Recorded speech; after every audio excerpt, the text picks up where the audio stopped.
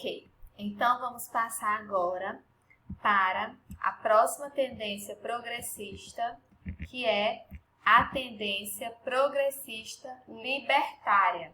Nós falamos sobre a tendência progressista libertadora, agora nós vamos para a tendência progressista libertária. Então, como está aí no slide para vocês, essa tendência pedagógica promove o distanciamento da participação do Estado nas questões educacionais por meio da escola autogestionária, administrada por conselhos, os quais determinam o currículo escolar e o método de ensino. Então, essa tendência progressista libertária, nela, o processo educativo acompanha a perspectiva social das tendências pedagógicas progressistas, com o ensino que é voltado para as necessidades do aluno e a sua realidade, tá bom? Com ênfase nas lutas sociais e uma metodologia voltada à vivência grupal. O professor propõe a resolução de problemas práticos e conteúdos, sendo um orientador do grupo, né? Então, aqui o professor vai agir como orientador do grupo, sem ele estar impondo as suas ideias e as suas convicções, ok? Então, nesse caso, não há uma cobrança em relação à avaliação do aluno, como a realização de exames, tá? Aqui, querem mesmo ver a eficiência do aluno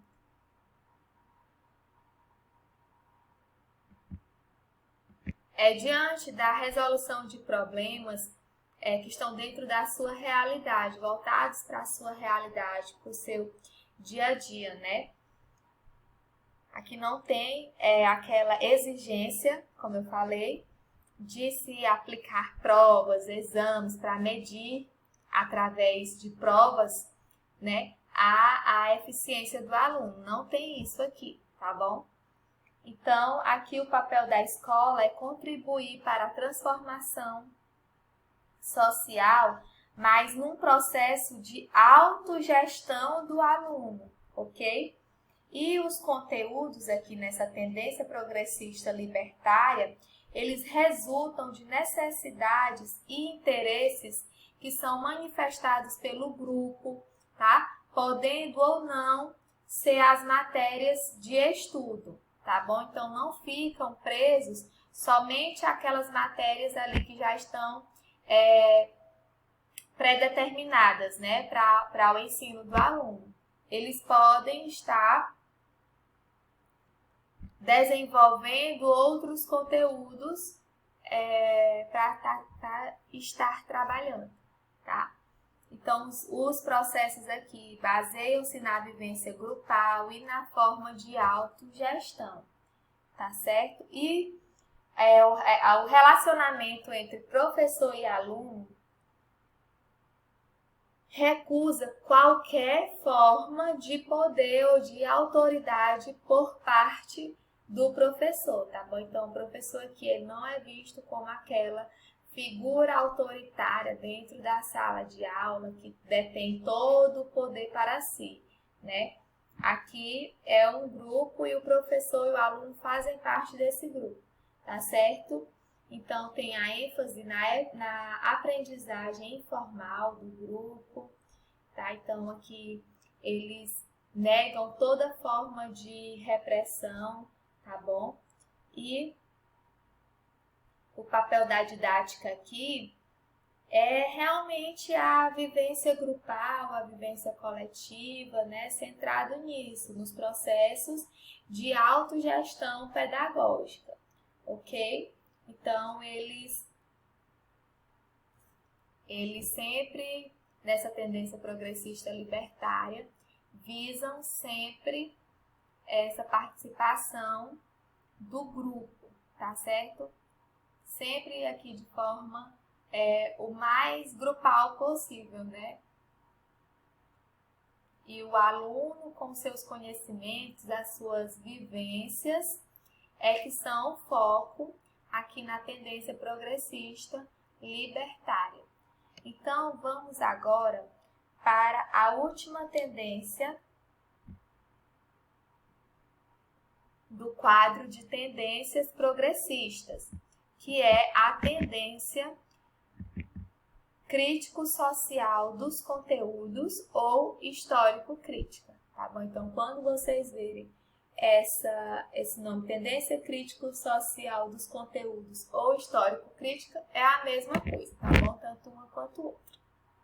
Então, como está aí no slide para vocês, essa tendência é uma tendência das décadas de 70 e 80, quando a disseminação e criticidade dos conteúdos científicos e universais ligados à realidade social eram altamente valorizadas.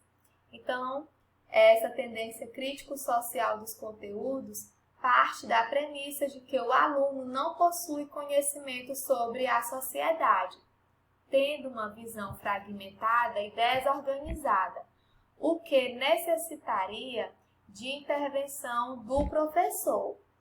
Então, aqui, visando a autonomia do aluno, o educador, ele atua como uma espécie de orientador no método dialético, né, que coloca em xeque, né, as experiências pessoais dos alunos e o conteúdo que vai ser repassado a ele. E em que o professor transmite a sua visão da realidade também, tá bom? Então, o intuito aqui é promover uma nova perspectiva aos estudantes, mais organizada e unificada com um posicionamento crítico, né? Então, visa desenvolver esse posicionamento crítico dos estudantes, tá bom? Então, aqui acredita-se que o aluno ele não sabe muito bem, não conhece muito bem a sociedade, então o professor ele vai ensinar o aluno sobre essa sociedade, tá bom? Então ele vai orientar os alunos sobre essa sociedade, vai ajudar a desenvolver essa perspectiva crítica dos estudantes. E qual é o papel da escola nessa tendência crítico-social dos conteúdos? O papel da escola aqui é preparar o aluno para o mundo através dos conteúdos e da socialização. Então, os conteúdos de ensino são conteúdos culturais universais que se constituíram em conhecimentos relativamente autônomos, incorporados pela humanidade, mas permanentemente reavaliados face às realidades sociais, certo? Então, os conteúdos, eles são realidades exteriores ao aluno.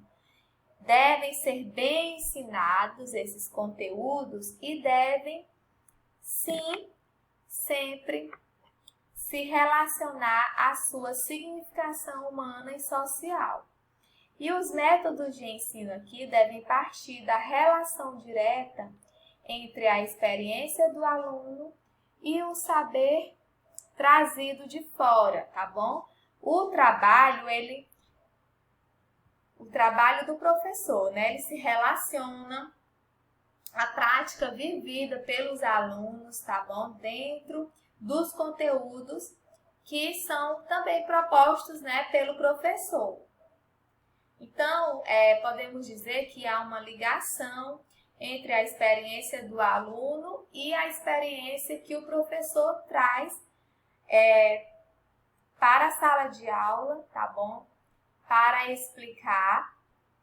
Então, vai haver essa ligação, né? E aí, o relacionamento do professor com o aluno é justamente uma ligação entre a experiência que esse aluno já viveu e o que o professor tem a colaborar, né, de conhecimento, tá? Então, vai haver o quê? uma troca social, né? Ou trocas sociais, tá? E qual é o papel da didática nessa tendência crítico-social dos conteúdos? Aqui, a didática, ela busca estimular o trabalho pedagógico, incentivando a participação ativa do educando dentro da sua realidade social.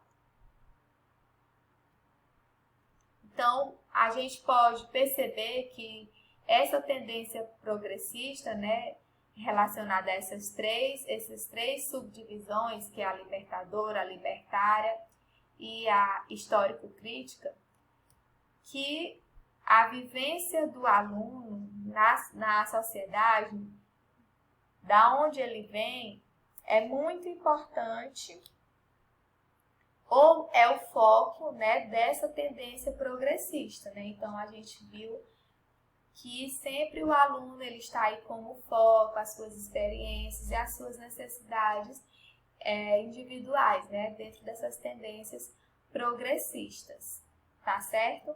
Então, falamos aqui sobre os grupos das tendências pedagógicas, de acordo com Libânio, que são as tendências pedagógicas liberais e as tendências pedagógicas progressistas, certo?